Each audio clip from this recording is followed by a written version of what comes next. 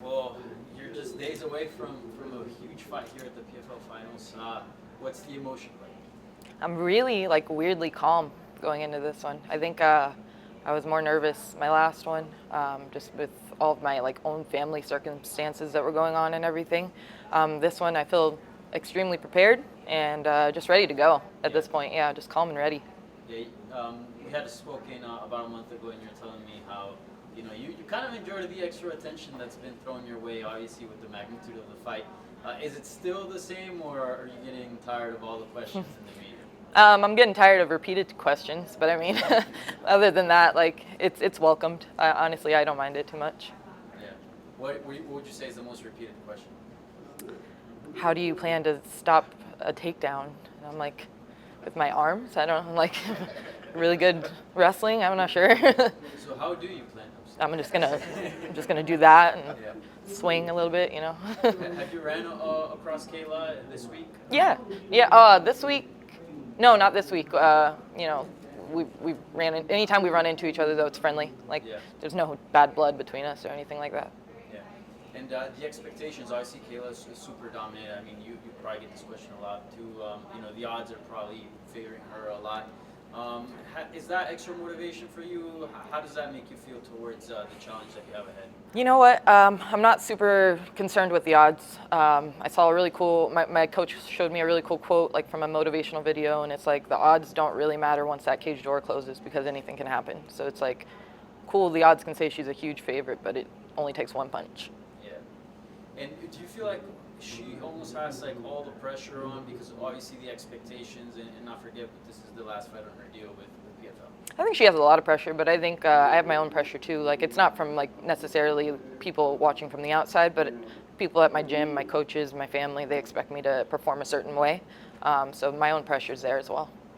You mentioned about the fact that you've gotten a lot of the same questions again and again. What is something that you want people to know about you that is not being talked about or asked? I'm not sure. I don't know. I got 3 dogs. They're really cool. No, I don't know. Honestly, I'm really well prepared for this fight, and I'm really confident in myself and my training and my coaches. I'm excited to at least shock some people come Wednesday. Do you want to be a Buster Douglas then? What was that? You want to be a Buster Douglas then? Yeah, absolutely. Hey Jalen, speaking about shock, I believe I can say speak for everybody. You shocked a lot of people. A lot of people were foreseeing Kayla and Larissa 3, and you just said, nah, I'm gonna come up in here and I'm gonna secure my spot. You want to continue this train.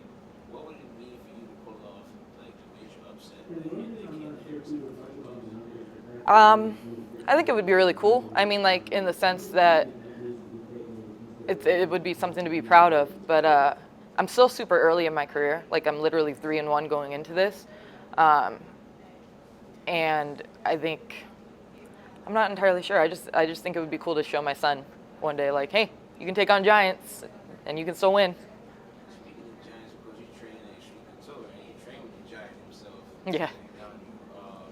What was it like? I know, have you spoken to him about going into a championship fight and what's the mindset going into it? Before my last fight, when I had a ton of stuff going on, it was actually really cool. I remember there was a moment we were doing our Sicko Saturdays, which is where we do our conditioning, and he and I were sitting in the cage together, and I was telling him how scared I was and just all the things that were going through my head, and he was like, hey, you don't know what she's going through too. She could be going through something worse, an injury, anything like that. He's like, you need to focus on you. You're strong. We know how strong you are. We know how good you are. You just need to perform. That's all you need to worry about. And it's those words stick with me. No matter what's going wrong, I just need to do what I'm good at.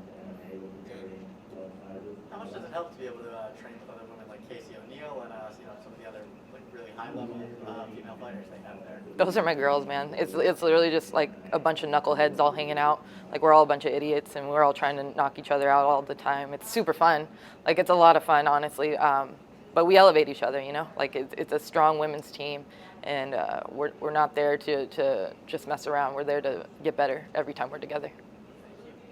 In your opinion, what have other fighters lacked when facing Kayla that have been unable to beat her? Have they lacked? I think they've lacked the correct mindset once they get in there. I think they get in there and this is nothing personal towards them or anything, but I think that they all are very strong women going into the fight. And then as soon as that cage door closes, they forget their game plan. They're like, just don't get taken down. Don't get taken down. Then they're taken down. Then they just stop reacting immediately. I'm not afraid of takedowns. I like to be on the ground. I know how to scramble. I know how to get off my back, and I know how to damage while doing all that stuff. So it's like, when it comes down to it, I'm gonna be trying to damage her the entire time.